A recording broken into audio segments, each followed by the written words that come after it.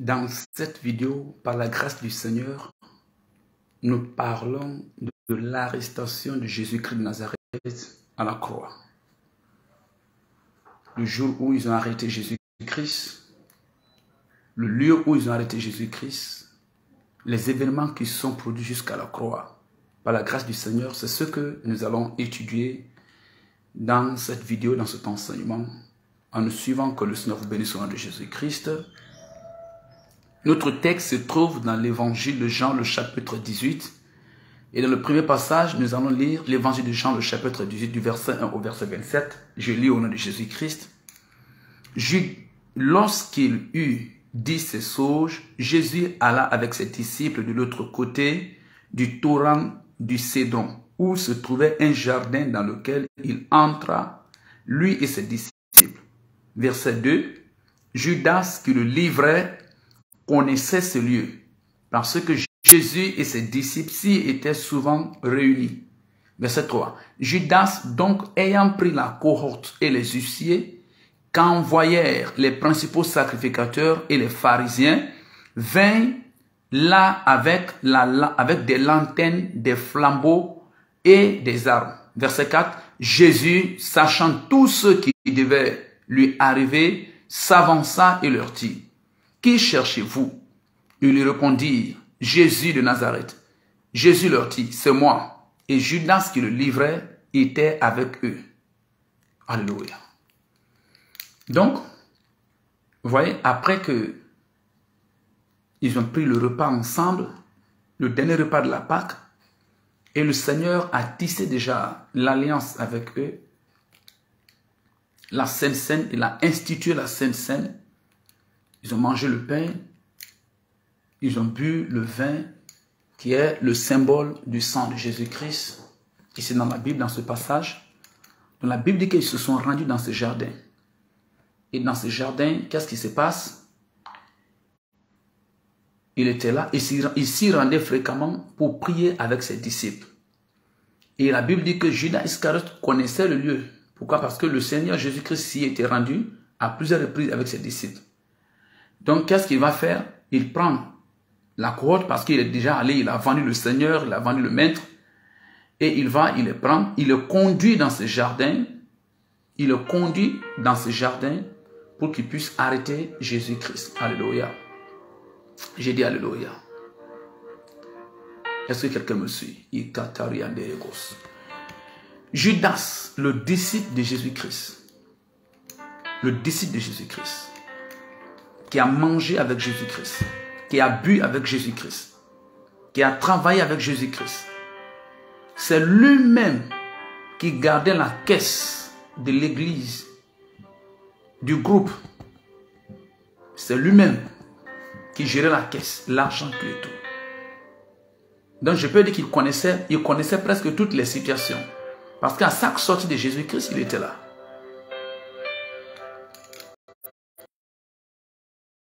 Suite. C'est pourquoi la Bible dit que lorsque le Seigneur lui disait: mon ami, ce que tu as à faire, fais-le rapidement. Les autres avaient pensé que comme c'est lui qui tenait la bourse, les autres avaient pensé que c'était pour aller acheter pour la Pâque. Ils n'avaient pas pensé que le Seigneur il se retrouvait là dans ce jardin. Judas Iscariote. Judas Iscariote. Il a trahi le incrédule. Il était enraciné dans l'incrédulité. Donc, à Jésus-Christ. Il est rentré même dans le groupe de Jésus-Christ. Il s'assoit. Il reçoit tous les messages de Jésus-Christ. Il entend tous les messages de Jésus-Christ. Il monte, il descend, il jeûne même, il prie avec eux, tout et tout. S'il ne réussit pas à vous empêcher de donner votre vie à Jésus-Christ, il peut vous laisser partir, mais il vous détruit dans l'incrédulité. Comme Judas Iscariote, il était là parmi les disciples de Jésus-Christ. Mais il était incrédule. Le diable avait détruit la vie de Judas Iscariote.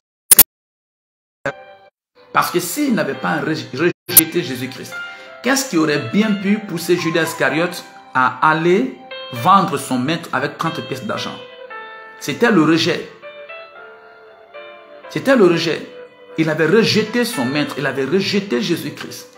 Qu'est-ce qui a bien poussé n'arrive pas à vous empêcher de devenir chrétien, il va vous détruire par l'incrédulité. Le diable n'a pas empêché Judas Iscariote de venir dans le groupe de Jésus-Christ.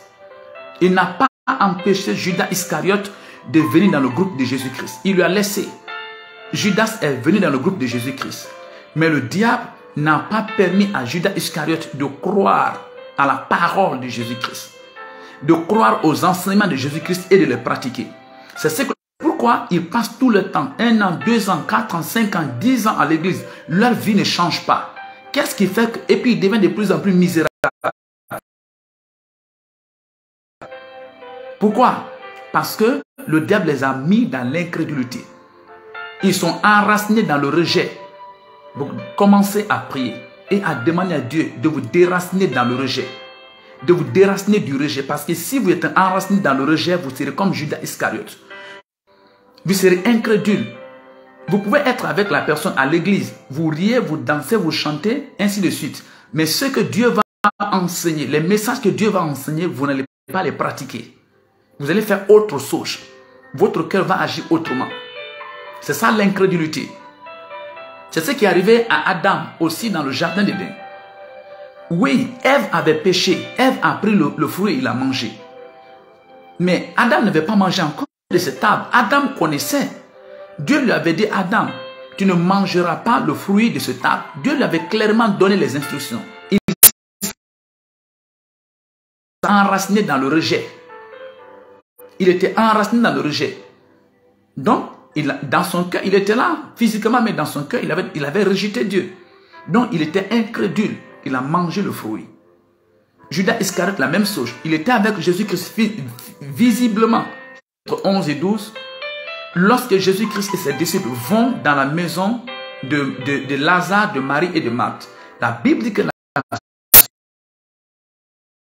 elle va aller prendre un grand parfum de nard pour venir verser sur Jésus-Christ. Judas a vu ça comme un gaspillage. Dans son cœur, ça lui faisait mal. Et qu'est-ce qu'il va dire? Il dit, mais pourquoi on n'a pas vendu ce parfum pour donner l'argent aux pauvres? Mais la Bible dit que ce n'est pas parce qu'il se souciait des pauvres. Et pas la prière. Vous ne priez pas, c'est un signe que vous êtes assis dans l'incrédulité. Et si vous ne quittez pas dedans, vous allez mourir sans Dieu nous a promis. Parce que lorsqu'il a sorti Israël, le peuple d'Israël en Égypte, il dit, je vous amène dans un pays où coule le lait et le miel. Il n'a pas dit que je vais vous tuer, vous allez mourir dans le désert. Dieu ne nous a pas sortis de l'Égypte pour mourir dans le désert. Mais c'est l'incrédulité qui a fait que le... Vous voyez ça, non? L'incrédulité, c'est ça. Moïse va, le peuple pleure, il dit qu'il n'a rien à manger. Il dit à Dieu, donne la nourriture à ton peuple. Dieu dit, je vais faire pleuvoir la nourriture, la manne. Mais le peuple doit sortir tous les jours pour ramasser la nourriture du jour, chaque jour. Ne prenez pas pour 2 jours, pour 3 jours. Prenez seulement, sauf à l'approche du sabbat. Vous pouvez que vous quittez l'incrédulité afin que Dieu puisse vous bénir au nom puissant de Jésus-Christ. Alléluia. Ce sont des signes. Comment vous pouvez comprendre que vous êtes assis dans l'incrédulité? Lorsque le pasteur va enseigner sur les dîmes, vous êtes à l'église, ils vont enseigner 1000 fois sur la dîme. Vous n'allez jamais payer la dîme. Jamais.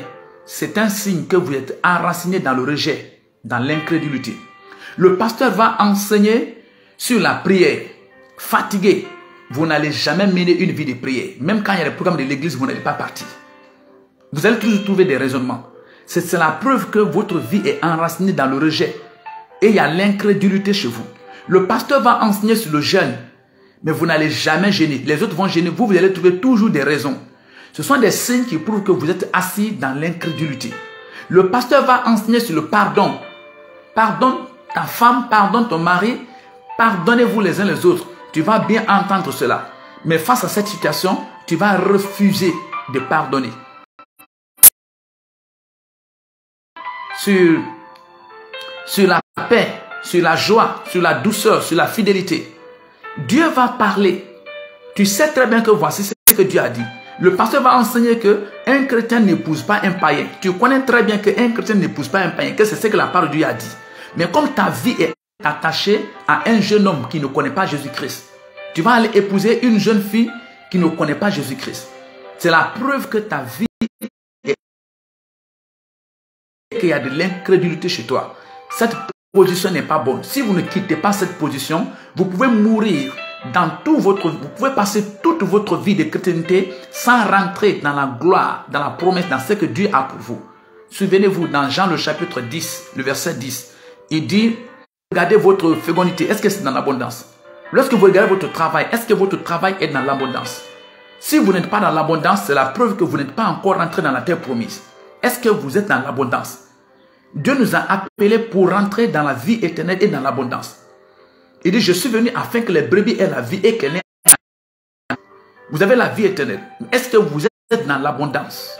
Si vous n'êtes pas dans l'abondance, c'est la preuve que vous êtes encore dans un désert spirituel. Vous n'êtes pas rentré encore dans la terre promise. Et la volonté de Dieu pour vous, ce n'est pas de rester dans un désert spirituel. La volonté de Dieu pour vous, c'est de rentrer dans la terre promise. En écoutant cette parole. Alléluia. Regardez ce que Judas Iscariote a fait. Il a vendu son maître. Le Seigneur a écouté tous les beaux messages du monde. Tous les bons sermons du monde. Il était avec le meilleur pasteur. Il était avec le meilleur prophète. Judas Iscariote était avec le meilleur apôtre. Il était avec le meilleur évêque. Il était avec le meilleur enseignant de la Bible. Le meilleur performeur des miracles. Jésus, les miracles que Jésus a fait, aucun homme ne peut faire ces miracles sur la terre. Les miracles que Jésus a fait, aucun homme ne peut faire ces miracles sur la terre. Les enseignements que Jésus a donnés, aucune personne ne peut donner ces enseignements sur la terre. Judas Iscariote était avec Jésus-Christ. Malgré les enseignements que Jésus donnait, les enseignements puissants, merveilleux, qui bouleversaient les vies, malgré les miracles puissants que Jésus faisait, Judas Iscariote n'était pas touché. Pourquoi? Il menait sa vie dans le rejet. Il était enraciné dans le rejet. Au-dedans d'eux, il avait rejeté le Seigneur Jésus-Christ. Donc il y a beaucoup comme ça à l'église. Ils viennent seulement. Parce que s'ils ne viennent pas, le pasteur va parler. Ils viennent seulement pour plaire.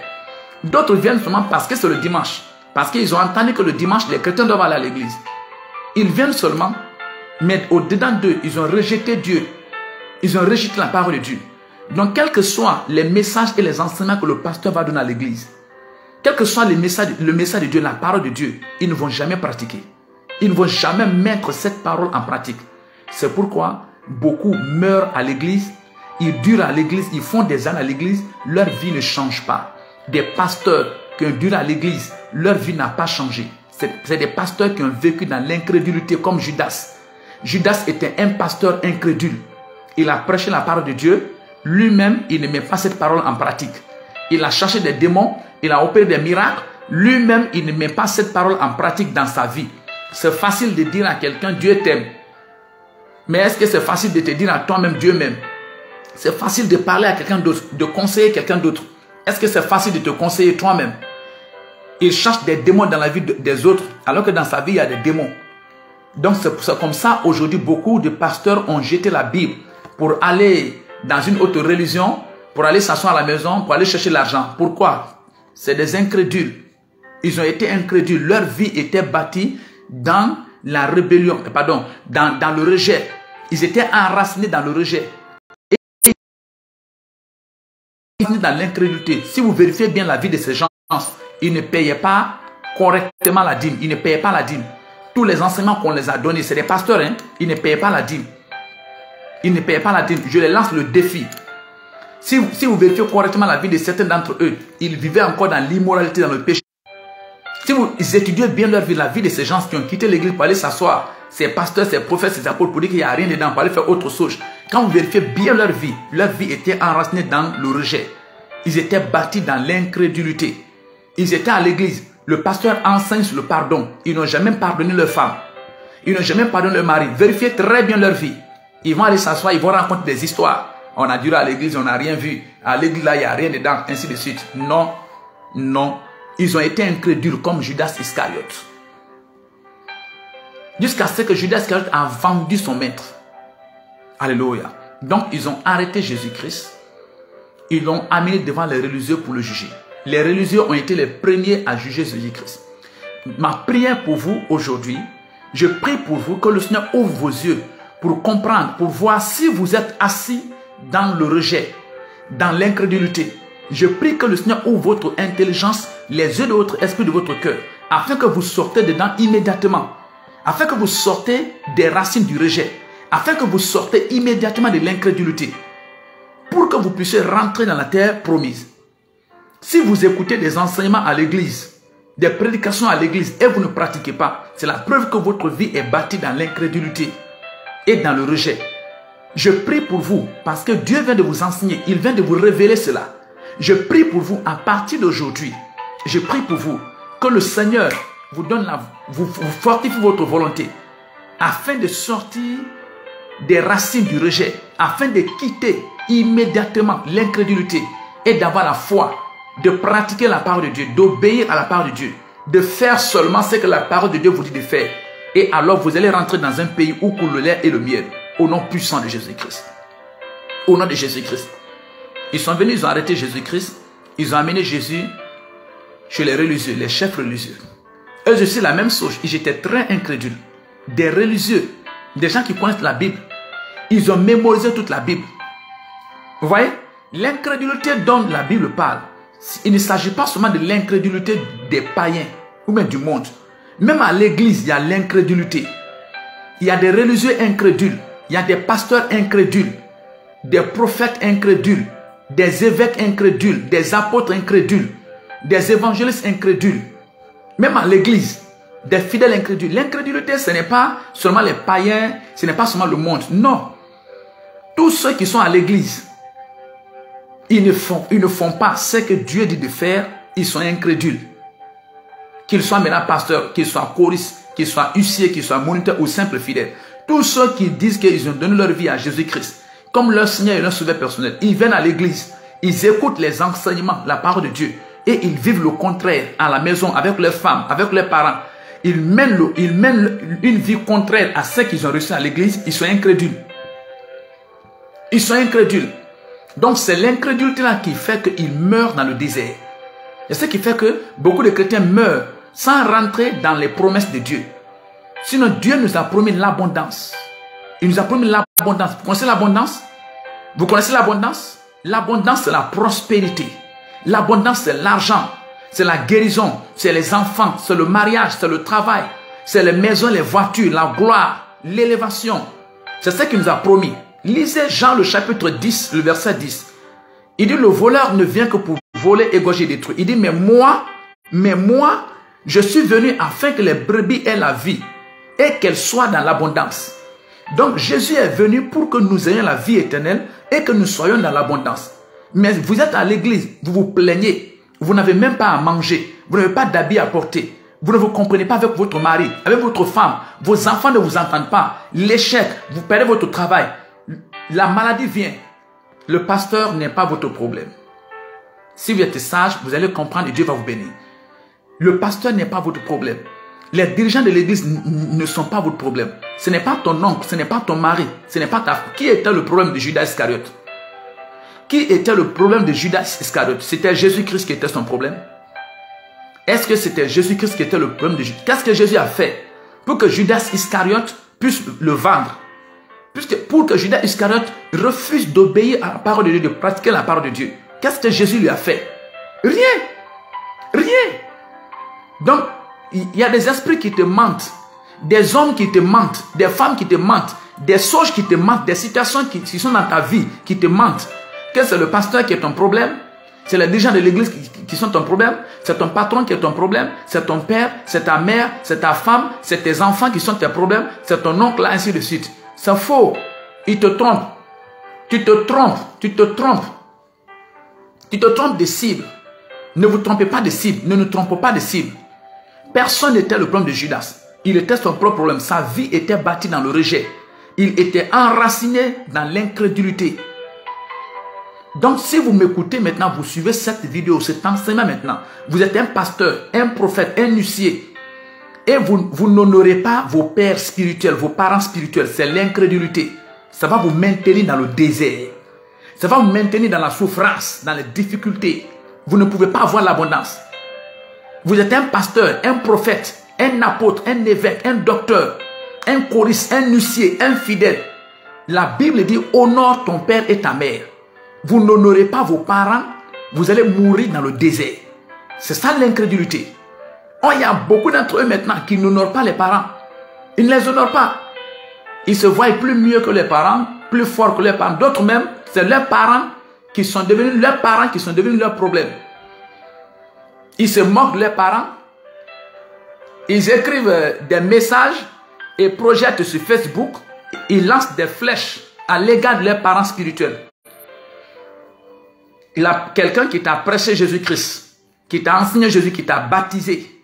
Ils écrivent des messages, des flèches, ils lancent sur Facebook. Vous voyez? Mais qu'est-ce que la Bible dit? Qu'est-ce que la Bible dit? Enfant, honore ton père et ta mère, afin que tu vives longtemps et que tu sois heureux sur la terre. C'est pourquoi ils ne vivront pas longtemps. Ils ne seront pas heureux sur la terre. Parce qu'ils n'honorent pas leurs parents. Ils déshonorent leurs parents. Ils font la guerre à leurs parents. Ils se rebellent contre leurs parents. Leur vie est bâtie dans le rejet, dans l'incrédulité. Ils ne savent pas. Ils ne savent pas. Ils ne savent pas. Ça y est derrière eux. Partout où ils vont aller, ça sera la même chose. Tant que leurs yeux, Dieu n'a pas ouvert leurs yeux pour leur montrer que ta vie est bâtie dans le rejet. Tu es dans l'incrédulité. Il faut que tu quittes dedans. Tu viens en Jésus-Christ. Que ta vie soit bâtie dans la parole de Dieu, dans la parole de Jésus-Christ. Tu ne peux pas rentrer à Canaan. Donc même ces pharisiens, ces sadduciens, ces religieux-là, eux-mêmes ils étaient là, ils attendaient l'arrivée de Jésus-Christ. C'est ce qu'ils enseignaient au peuple. C'est eux-mêmes qui enseignaient au peuple que Dieu va envoyer le Messie, le Sauveur. Les pharisiens, les scribes. Maintenant, pourquoi lorsque le Sauveur là est venu, lorsque le Fils de Dieu là est venu, le Messie là est venu, pourquoi ils n'ont pas cru? Parce qu'ils étaient incrédules. Ils étaient enracinés dans le rejet, dans l'incrédulité. Ils enseignaient la parole de Dieu, eux-mêmes ils ne pratiquaient pas la parole de Dieu. C'est ça l'incrédulité. Que ce soit moi, que ce soit vous qui me suivez maintenant, que ce soit un pasteur, un apôtre, un évêque, la même chose qui est arrivée à Judas, la même chose qui est arrivée à Adam, la même chose peut nous arriver. La même chose qui est arrivée aux enfants d'Israël dans le désert. Pourquoi ils sont morts dans le désert? La Bible dit clairement, c'est parce qu'ils étaient incrédules. L'incrédulité, c'est quoi? Tu vas à l'église, on t'enseigne clairement, honore ton père et ta mère. Tu sais que c'est ce que tu as fait. Mais tu ne comprends même pas ça. Tu ne comprends même pas ce qu'on appelle honore ton père et ta mère. Tu ne connais même pas ça. Ton père peut devenir ton ennemi juré. Et ton problème commence. Ton problème commence. Tu parles à l'église, on t'enseigne la prière. La prière, ce n'est pas ton problème. Tu ne pries pas. Même en te couchant, tu ne pries pas. En te levant, tu ne pries pas. Même en mangeant, tu ne pries pas. Tu ne vas pas à l'église. Tu es assis à la maison. Mais tu dis que tu es un chrétien. Et puis tu chantes que Dieu est pour tout le monde. Dieu est pour tout le monde. Tu vas mourir dans ça. Tu vas comprendre. Mais tu ne mourras pas au nom de Jésus-Christ. Ma prière pour toi est que le Seigneur ouvre tes yeux. Et que les racines du rejet dans ta vie soient coupées. Ma prière pour toi est que le Seigneur ouvre tes yeux. Et que le fondement de l'incrédulité sur lequel tu es bâti soit brisé par la parole de Dieu. Je te vois quitter le rejet. Je te vois quitter l'incrédulité. Je te vois obéir la parole de Dieu. Je te vois pratiquer la parole de Dieu. Et alors je te vois dans l'abondance. Je te vois entrer dans l'abondance. Dites Amen. Répondez par Amen. Je vous vois entrer dans l'abondance. Ils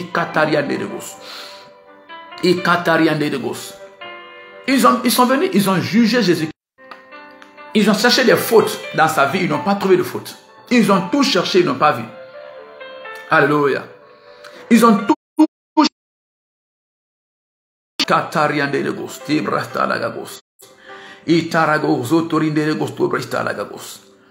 Alléluia. Ils ont tout cherché dans la vie de Jésus-Christ. Ils n'ont rien trouvé. Comme faute, comme défaut. Ils n'ont rien trouvé. Maintenant, ils ont pris le temple où les Juifs s'assemblent. Et je n'ai rien dit en secret. Hein? Alléluia. Regardez. Dans le verset 22, à ces mots, un des huissiers qui se trouvait là donna un soufflet à Jésus en disant, est-ce ainsi que tu parles au souverain sacrificateur? Jésus lui dit, si j'ai mal parlé, explique-moi ce que j'ai dit de mal. Et si j'ai bien parlé, pourquoi me frappes-tu? En l'envoyant lié à Caïphe et le souverain sacrificateur. le souverain sacrificateur. Alléluia. J'ai dit Alléluia. Katarianderegos, ila katarigos. Iterebrataregos, torinderegos, tobritalagos. Vous voyez? Anne a pris Jésus-Christ. Il a envoyé ce Caïphe parce qu'il n'a rien vu de défaut dans la vie de Jésus-Christ. Donc il envoie chez Caïphe, le religieux aussi, pour voir est-ce qu'il y a un défaut dans sa vie. Parce qu'on ne peut pas juger, on ne peut pas tuer quelqu'un, il n'y a pas de défaut dans sa vie. Donc il a envoyé ce Caïphe. Dans le verset 28, ils conduisirent Jésus-Christ chez Caïphe au prétoire, c'était le matin. Ils n'entraient point eux-mêmes dans le prétoire afin de ne pas se suer et de pouvoir manger la Pâque. Alléluia. Vous voyez? Ils ont amené ce Caïphe, ils ont vérifié clairement, rien, pas de défaut. Donc les religieux ont fouillé d'après la Bible, toute la Bible, ils n'ont pas trouvé aucun seul péché. Aucun seul défaut. La vie de Jésus-Christ était alignée avec la parole de Dieu. C'est comme ça, Dieu veut que notre vie soit alignée. Nous sommes des chrétiens. Nous sommes des enfants de Dieu. Chrétien veut dire quelqu'un qui fait comme Christ. Ils ont fouillé dans la Bible, ils ont tout fouillé. Ils ont fouillé dans la Bible, tout. Pour voir est-ce qu'il y a quelque chose dans sa vie qui est opposé à ça. Ils n'ont rien vu. Rien. De Genèse jusqu'à Apocalypse, ils ont fouillé tout et tout. Ils n'ont rien trouvé. C'est pourquoi ils l'ont amené à Pilate. Sinon, ils allaient le finir. Vous connaissez les Juifs? Ils allaient le tuer. Ils s'en fichent de Pilate. Ce que Pilate veut faire, il n'a qu'à le faire. S'ils avaient trouvé un défaut dans la vie de Jésus-Christ, ils auraient tué Jésus-Christ avant même de l'amener chez Pilate. Les Juifs, ils auraient lapidé Jésus-Christ et dire à Pilate que nous avons une loi. Et d'après notre loi, il a péché, il a fait tel, il doit mourir. Mais ils ont fouillé toute la loi. La loi, ils n'ont pas trouvé aucun péché. La vie de Jésus-Christ était alignée avec Dieu. C'est pourquoi Dieu l'exauçait toujours. Est-ce que votre vie est alignée avec Dieu? Ne vous y trompez pas. Ta vie n'est pas alignée avec Dieu. Ta vie n'est pas alignée avec Dieu. Et tu continues de te tromper. Ça va aller, ça va aller. Ça ne peut pas aller. Ne vous y trompez pas. Quittez maintenant les racines du rejet.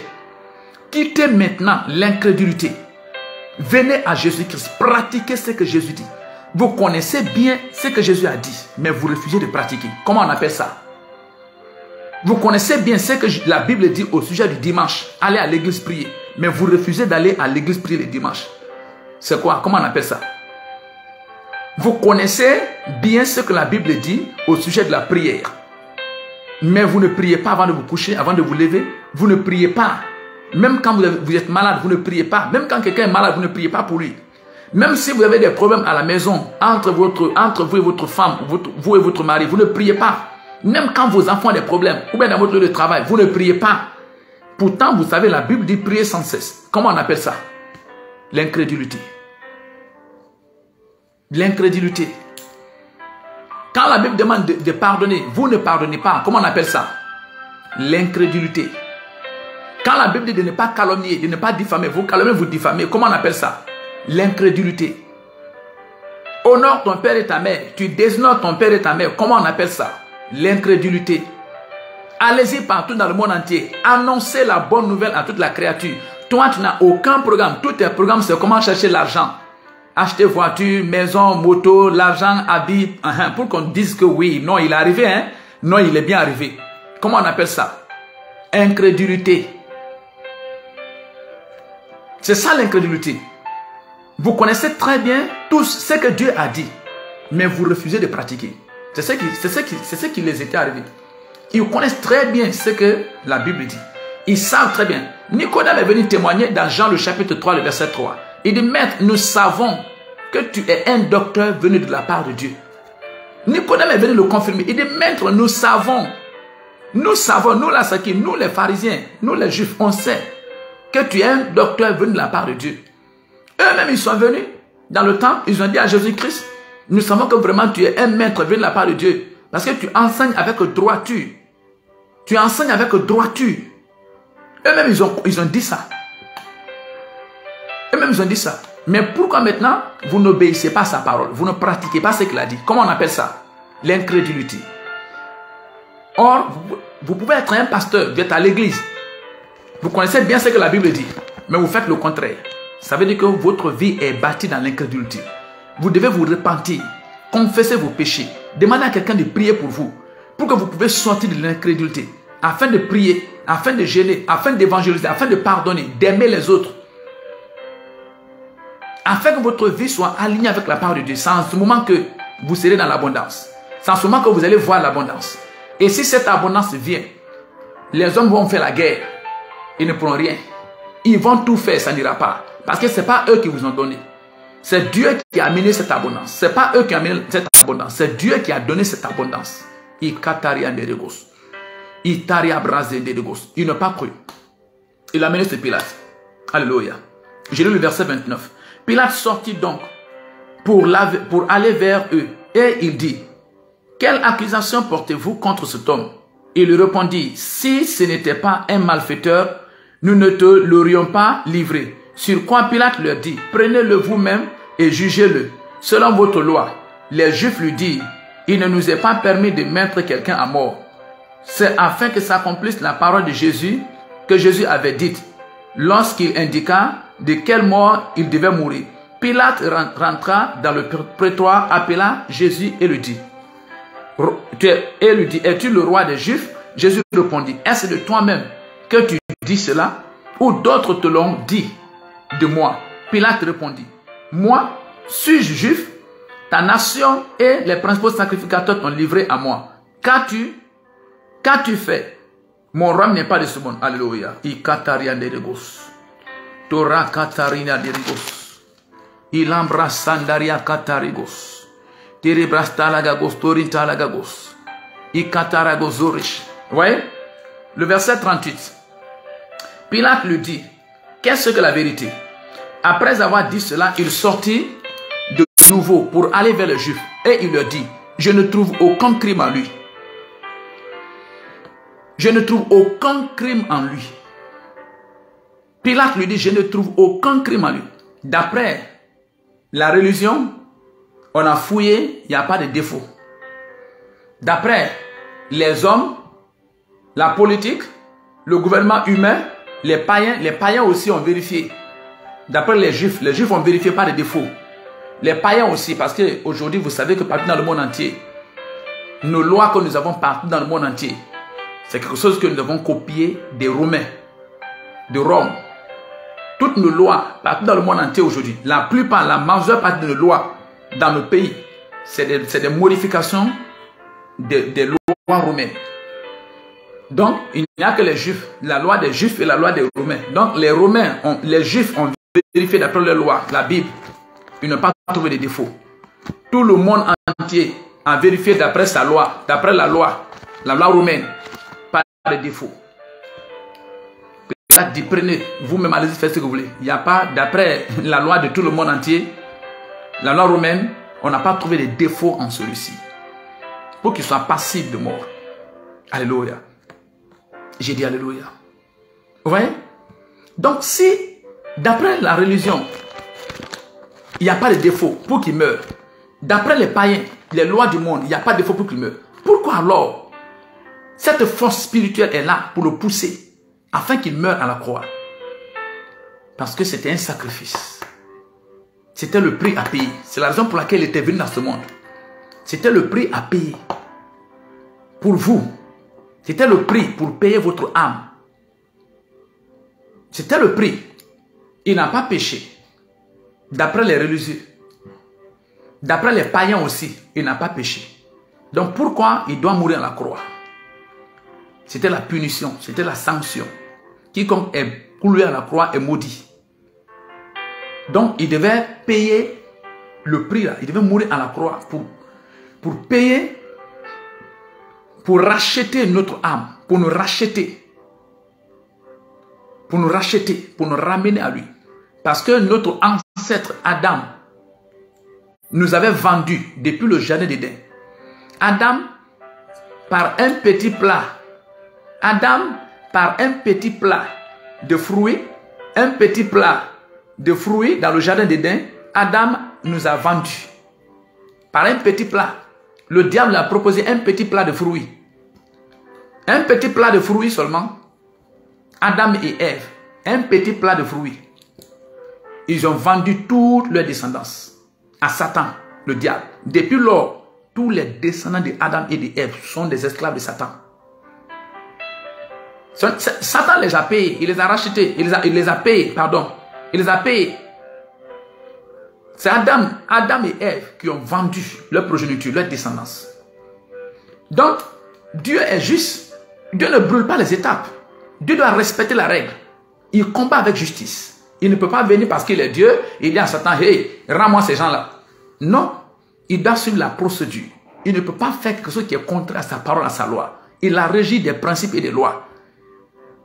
Donc, d'après cette procédure, pour que l'homme puisse revenir à Dieu, Dieu doit racheter. Il doit payer un prix. Il doit payer un prix. Il doit payer un prix. Et pour l'homme, tellement que l'homme a une grande valeur, l'âme de l'homme a une grande valeur, la Bible dit que Dieu, à lui appartient l'or et l'argent. L'or et l'argent sont à lui. Pourquoi il n'a pas pris l'or qu'il a au ciel pour venir racheter les descendants d'Adam, les hommes? Parce que la valeur de l'homme dépasse l'argent. Ceux qui se laissent tuer à cause de l'argent, ceux qui courent derrière l'argent, c'est l'argent qui est leur papa, c'est l'argent qui est leur maman. Dans la Bible nous enseigne que la valeur de l'homme dépasse l'argent. Tout l'argent du monde entier réuni. Sinon Dieu, il est celui à qui appartient l'or et l'argent. Il allait prendre tout l'argent qu'il est là-bas au ciel. Il vient, il rachète l'homme. Mais la valeur de l'homme dépasse l'argent. Donc ce n'était pas possible. Il a l'or. Pourquoi il n'a pas pris tout l'or qu'il avait au ciel pour venir racheter l'homme? Parce que la valeur de l'homme dépasse l'or. Tout l'or du monde entier. Sinon Dieu allait simplement prendre tout l'or du monde entier et venir donner à Satan et prendre l'homme. Non. Non. D'autres se tuent à cause des biens matériels. Ils se tuent, ils meurent à cause des biens matériels. C'est à cause de ça qu'ils ne veulent pas venir à Jésus-Christ. C'est à cause de ça qu'ils ne veulent pas venir à Dieu. Leur valeur dépasse, la valeur de l'homme dépasse, la valeur de l'âme. La valeur de l'âme dépasse. C'est pourquoi il a dit, que donnerait l'homme en échange de son âme? Que donnerait un homme en échange de son âme? C'est ce que Jésus a dit.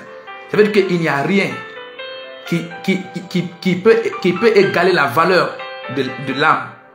Il n'y a rien qui peut être le prix de l'âme sur la terre. Il dit que donnerait un homme en échange de son âme? Il n'y en a pas. Tout l'argent du monde entier ne peut pas acheter l'homme. Tout l'or du monde entier, toutes les richesses du monde entier. Tout. Donc, il fallait quelque chose de plus précieux. La dernière chose que Dieu avait. La plus précieuse. La seule chose, la dernière chose de valeur. Qui a de la valeur plus que l'argent, qui a de la valeur plus que l'or, qui a de la valeur plus que tout. La dernière chose. C'était la vie de son fils unique. La vie de son fils unique, Jésus-Christ. C'était la vie de son fils unique, Jésus-Christ. La vie de son fils unique. La vie de son fils unique. Dieu a préféré ça. Il a préféré perdre son fils. Il a préféré que son fils soit humilié. Il a préféré que son fils soit rejeté, tué, enterré. Pourvu seulement qu'il puisse ramener l'homme. Pour qu'il puisse racheter l'homme. Pour qu'il puisse enlever l'homme dans les mains de Satan, les mains du diable. Et tu ne crois pas en ça toujours. Tu as tes raisonnements. Tu raisonnes comme tu veux. Tu raisonnes comme tu veux. Jésus-Christ est le prix à payer pour que l'homme revienne au paradis. C'est le prix à payer. Jésus-Christ. La vie de Jésus-Christ était le prix à payer. La vie de Jésus-Christ était le prix à payer. C'est pourquoi vous voyez, on adore Jésus-Christ. On loue Jésus-Christ. On aime Jésus-Christ. On prie Jésus-Christ. On acclame Jésus-Christ. Et si ce n'était pas lui, Satan allait nous détruire et nous amener en enfer. Jésus est venu nous enlever dans les griffes de Satan. La vie, il a donné sa vie. Sa vie. Il a préféré mourir afin que nous vivions. Pourquoi voulez-vous m'empêcher d'aller à l'église? Pourquoi? Vous ne pouvez pas me donner même de l'argent. Vous ne pouvez même pas me donner votre voiture. Vous ne pouvez pas me donner votre maison. Jésus-Christ, lui, il a donné sa vie pour moi. Pour que quand je meurs là, je n'aille pas en enfer. Et tu ne veux pas que moi, j'aille à l'église. Tu ne veux pas que moi, je donne ma vie à Jésus-Christ. Est-ce que je peux t'écouter? Est-ce que je peux te suivre? Hein? Est-ce que je peux te suivre? Est-ce que je peux t'écouter? Il faut que je sois ignorant et aveugle pour t'accepter? Hein? Il a donné sa vie.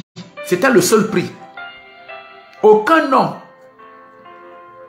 aucun descendant d'Adam, aucun fils d'Adam ne pouvait racheter l'homme. Même si ton père meurt, il ne peut pas te racheter. Même si ta mère meurt, ils sont descendants d'Adam et tous les descendants d'Adam sont des pécheurs. Donc aucun d'entre eux n'a la valeur pour te racheter et t'amener au paradis. Aucun d'entre eux. Ils n'ont aucun pouvoir. Donc Jésus a donné sa vie. Regardez, les religions ont fouillé. D'après notre loi, d'après la Bible. Regardons s'il a menti, non. Regardons s'il a volé, non. Regardons s'il a suivi la femme de quelqu'un. On a fouillé, rien. Regardez s'il a calomnié quelqu'un. On a fouillé, rien. Regardez s'il a triché, rien. Aucun péché. Ils ont dit, ah, on peut rien, mais il faut qu'il meure. Et ils l'ont pris, ils l'ont amené chez Pilate. Pilate aussi, il a vérifié. D'après la loi des païens, les païens, les gens qui ne connaissent pas Dieu, ils ont leur loi. Les païens, les Romains, eux aussi, d'après leur loi, ils ont fouillé, ils ont vu. Regardons. Rien. Pas là, rien. Pas là, rien. Il dit, ah, Pilate dit, ah, je ne peux pas, hein, je lave ma main. Lui là, il est innocent. Vous voyez? Donc pourquoi alors il devrait mourir à la croix? À cause de moi. Pourquoi je ne peux pas aimer Jésus? Pourquoi je ne peux pas adorer Jésus? Qu'est-ce qui peut m'asseoir à la maison? Qui? Quel homme? Quelle femme? Quelle situation? Quelle situation peut fermer ma bouche? C'est jusqu'à la mort. C'est jusqu'à la mort. Parce que moi, mes yeux sont ouverts. Je connais ce que Jésus a fait pour moi. Si ce n'était pas Jésus-Christ, je serais esclave de Satan. C'est-à-dire, j'allais travailler pour lui. Tous les travaux que les hommes font maintenant, vous faites maintenant, vous n'avez pas donné votre travail à Jésus-Christ. Vous allez construire des maisons, vous allez acheter des voitures, vous allez des femmes, vous allez faire des entreprises, vous allez amasser beaucoup d'argent. Vous pensez que c'est pour qui? C'est pour qui? C'est pour Satan. Toute votre vie, vous êtes battu pour Satan. Vous avez étudié pour Satan. Parce que vous refusez de donner votre vie à Jésus-Christ. Vous avez cherché de l'argent pour Satan. Vous avez marié beaucoup de femmes pour Satan. Vous avez fait beaucoup d'enfants pour Satan. Quand il est prêt à détruire. Quand tu as fini de souffrir tout et tout, tu meurs, tu vas encore en enfer, tu souffres là-bas. Tout ce que tu as eu, ça y est ici. C'est lui qui gère. C'est lui qui gère. Il donne à qui il veut. Toi, tu es là-bas. De ton vivant, tu as souffert. Tu es là-bas en train de souffrir encore. Parce que de ton vivant, tu ne voulais pas accepter Jésus-Christ comme ton Seigneur, ton Sauveur. Mon frère, je prie. Je t'aime, le Seigneur t'aime. Je prie pour toi que le Seigneur ouvre tes yeux afin d'accepter Jésus-Christ. Le Seigneur touche ton cœur. Je prie que le Seigneur amène la lumière sur ta vie afin que l'incrédulité quitte ton cœur. Je prie que la lumière de Dieu touche ton cœur, pénètre ton cœur. L'amour de Dieu pénètre ton cœur. Je prie que le Saint-Esprit te visite. Alléluia. Jésus nous a rachetés à un grand prix. Nous sommes précieux aux yeux de Dieu. Nous sommes précieux aux yeux de Dieu. Un grand prix. L'argent ne peut pas m'acheter. La voiture ne peut pas m'acheter.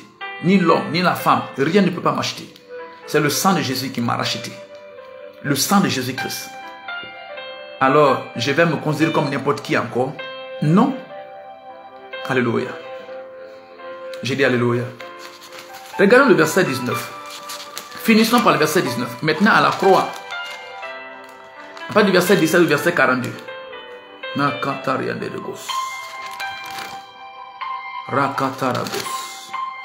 Alléluia. Verset 19 jusqu'au verset 42. Je lis au nom de Jésus-Christ. Pilate fit cette inscription qu'il plaça sur la croix et qui était ainsi conçue. Jésus de Nazareth, roi des Juifs. Beaucoup de Juifs lurent cette inscription parce que le lieu où Jésus fut crucifié était près de la ville. Elle était en hébreu, en grec, en latin. Les principaux sacrificateurs, les Juifs, dirent à Pilate, n'écris pas roi des Juifs, mais écris qu'il a dit, je suis le roi des Juifs. Pilate répondit, ce que j'ai écrit, je l'ai écrit. Verset 25. Près de la croix de Jésus se tenaient sa mère et ses sœurs. Sa mère et la sœur de sa mère, Marie, femme de Clopas, et Marie de Magdala. Jésus, voyant sa mère et auprès d'elle le disciple qu'il aimait, dit à sa mère, femme, voilà ton fils. Puis il dit au disciple, voilà ta mère. Et dès ce moment, le disciple le prit à la maison. Verset 30. Quand Jésus eut pris le vinaigre, il dit, tout est accompli. Et baissant la tête, il rendit l'esprit. Il est mort à la croix. Donc le diable veut vous mentir. Il répand des mensonges selon lesquels Jésus n'est pas mort à la croix. C'est quelqu'un d'autre qui a pris son visage et lui il est monté directement au ciel. Le diable ne veut pas que vous croyiez. Il ne veut pas que vous croyiez que Jésus a donné sa vie pour que vous soyez sauvés. Parce qu'il sait que c'est le seul prix. C'est le seul prix. Vous voyez que ma religion est la meilleure religion. On ne parle pas de religion. On parle de notre âme. C'est la religion qu'on enterre. C'est la religion qui ira en enfer. C'est la religion qui ira au paradis. C'est les hommes qui iront en enfer, c'est les hommes qui iront au paradis. Laissons l'affaire des religions à côté. Ça, c'est l'affaire de l'âme. Je ne parle pas de meilleure religion ici. C'est l'affaire de l'âme. Le diable connaît, Satan connaît que le seul prix à payer pour que l'homme n'aille pas en enfer, mais que l'homme aille au paradis. Il sait que le seul prix à payer, c'est la vie de Jésus. C'est la vie de Jésus. C'est le sang de Jésus. C'est pourquoi il ne veut pas que vous acceptez que Jésus est mort à la croix. Il répand des mensonges. Même des grandes personnes qui ont étudié, qui ont des diplômes. Même des gens qui ont des doctorats, des masters. Alléluia. Le diable ne veut pas. Il ne veut pas que vous croyez. Il ne veut pas. Parce que dès lors que vous croyez, dès lors que vous comprenez que, oh, c'est vrai, le prix à payer pour que ma vie soit libérée, pour ne pas que je sois esclave de Satan, pour ne pas que j'aille en enfer, c'était que Jésus se sacrifie. C'était la vie de Jésus. C'était que Jésus donne sa vie. C'était le sang de Jésus-Christ. Dès que vous êtes conscient de cela, il n'a plus de pouvoir. Il n'a plus de pouvoir. Donc il va remplir votre cœur, votre esprit, votre pensée par beaucoup de raisonnements, de philosophie. Il y avait beaucoup de témoins. Ce qui se passe aux yeux de tout le monde. Aux yeux de tout le monde, comment est-ce que vous pouvez dire que c'est faux? Combien de personnes on lui a pris devant les gens, on lui a amené en journée, on lui a maltraité à la croix. Ça vous-même dans vos langages, vous dites qu'à la croix, il a dit mon père, mon père. En même temps, vous dites encore que c'est une autre personne qui a pris son image. Qui est menteur, qui est véridique? Tu dis que Jésus n'est pas mort à la croix, c'est une autre personne qui a pris son visage. En même temps, tu dis qu'à la croix, Jésus a dit mon père, pourquoi m'as-tu abandonné? Donc, qui contredit qui? Qui manque de la vérité? Hein? Si je te suis bien, je te comprends bien, tu dis que Jésus n'est pas mort à la croix. Tu dis que c'est une autre personne qui a pris son visage. Ah, c'est toi encore qui dis que Jésus à la croix, il a dit mon père, pourquoi m'as-tu abandonné? C'est toi-même qui dis ça encore. Est-ce que tu dors ou bien je ne sais pas. Hein? Si une autre personne a pris son visage, il est monté au ciel, qui était à la croix et qui a dit mon père, pourquoi m'as-tu abandonné? Tu m'as dit que c'est Jésus. Il était mort bien à la croix. Il était mort à la croix. Tu dis que Jésus n'est pas ressuscité d'entre les morts, que c'est faux. En même temps, c'est toi qui dis que lorsque Jésus a ressuscité, il est ressuscité d'entre les morts, il a dit, Marie lui a dit, il a dit à Marie, ne me touche pas d'abord, je monte vers mon Père, ainsi de suite. Donc tu crois que Jésus est ressuscité? Donc tu crois que Jésus est ressuscité d'entre les morts? Parce que tu dis que après la résurrection, Jésus est apparu à Marie, il dit ne me touche pas, je monte vers mon Père, votre Père, mon Dieu, votre Dieu. Donc tu crois que Jésus est ressuscité d'entre les morts? Donc tu crois cela? Tu crois qu'il est mort à la croix parce qu'il a dit mon père, pourquoi m'as-tu abandonné? Tu crois qu'il est mort à la croix? Tu crois que Jésus est ressuscité d'entre les morts parce qu'il dit à Marie, je monte vers mon père. Donc tu crois qu'il est ressuscité et qu'il est monté au ciel parce qu'il a dit je monte.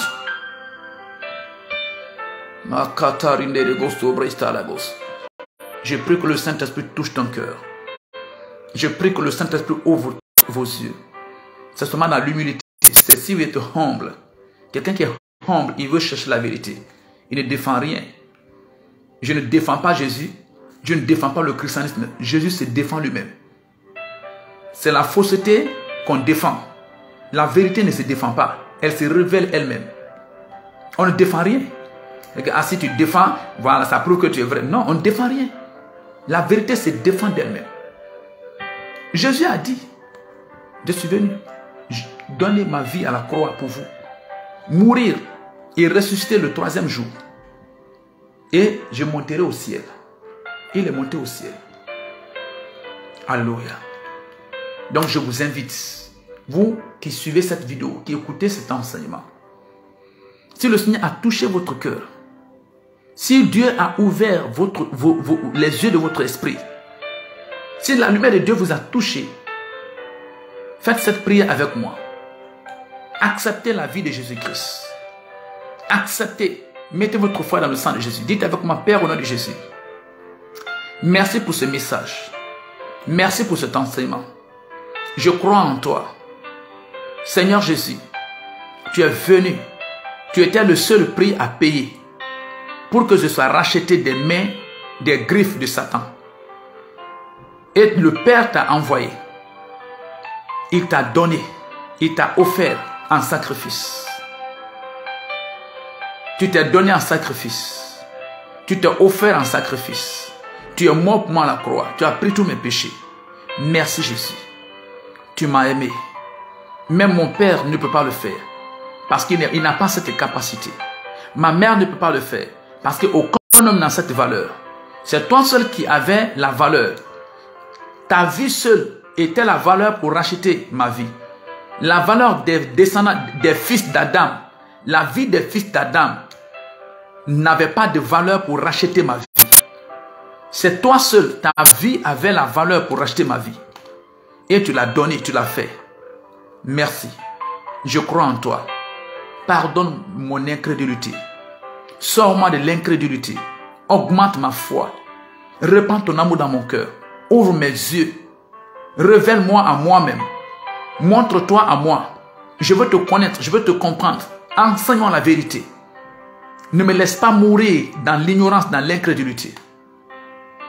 Au nom de Jésus-Christ. Amen. Si vous avez fait cette prière, je veux prier pour vous, pour que vous soyez un enfant de Dieu. Vous avez invité Jésus-Christ, je veux prier pour vous. Seigneur, merci pour ton fils, merci pour ta fille, merci pour ton enfant qui t'a reçu maintenant. Je le recommande entre tes mains, accorde-le ta grâce et ta faveur.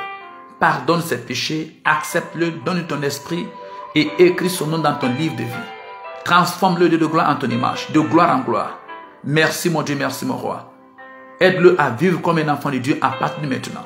Satan, je t'ordonne de prendre tes bagages et de quitter sa vie, car il désire servir le Seigneur. Au nom de Jésus-Christ. Amen. Le Seigneur bénisse. Vous êtes devenu un enfant de Dieu au moyen de cette prière. Rejoignez-vous dans une église. Rejoignez-vous, ajoutez-vous aux chrétiens, aux enfants de Dieu, pour adorer Dieu ensemble et pour chercher ensemble la volonté de votre Père, les pensées de Dieu. Et Dieu va vous bénir. Il va vous amener dans un pays où coule le lait et le miel. C'était votre frère, l'évangéliste Martin Théa, de la mission évangélique Amour du Christ. Que le Seigneur bénisse.